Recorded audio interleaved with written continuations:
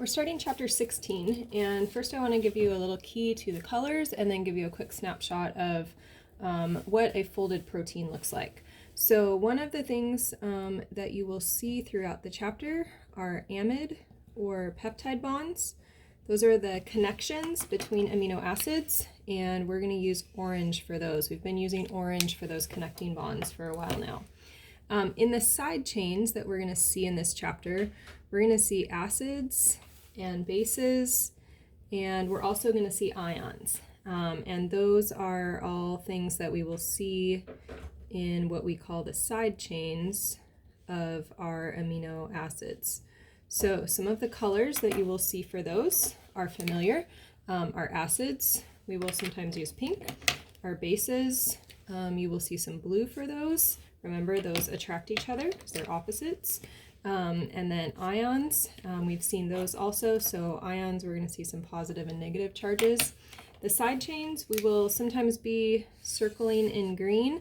Those are going to be where the chemistry of each amino acid kind of varies. Another thing that we've seen before that comes back in this chapter is intermolecular forces. And if you remember, intermolecular forces were those weak attractions between molecules, and we use little vertical dashes for those intermolecular forces. Finally, this chapter is about proteins, and so at least on this first page, what you're going to see me drawing is what we call the primary structure of proteins. And the primary structure, that's like the first essential piece of the structure, we use a little 1 degree for that, and you're going to see long polymers of amino acids. Okay, so these would continue on for quite a while. Here in we call this the backbone. I would say that each of these circles is representing an amino acid, and those amino acids are linked together by those peptide bonds that we saw above. And on each amino acid, there is a side chain, and so I'm writing S as in side chain.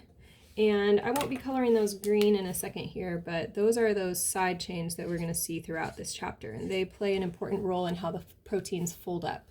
So that is what the primary structure of a protein looks like. What order are those amino acids connected in? So here's a sketch then of how this primary structure might coil up. And so we will see in this chapter that as our proteins, our long strands are built, they start to coil into what we call alpha helices. We'll see that word later in the chapter. Or more straight kind of orientations called beta sheets. Okay, so this is what a long chain of amino acids would start to fold up into. Now, a few things to think about as we look at these. This is built out of amino acids as I go through here.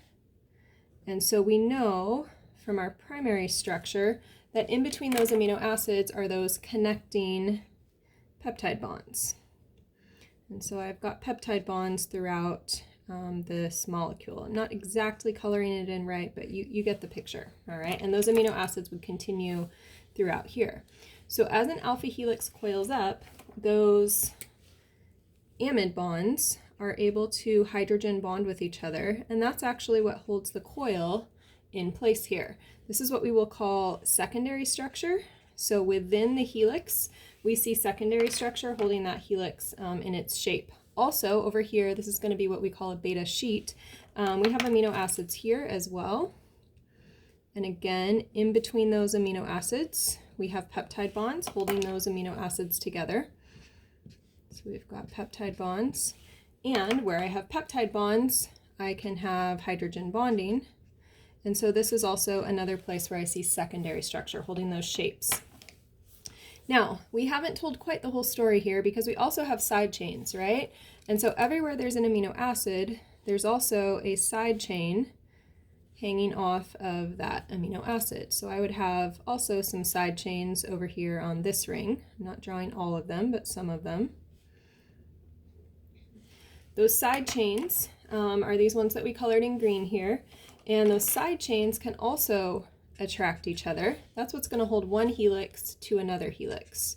Or over here, it could actually hold a helix to a beta sheet that's nearby.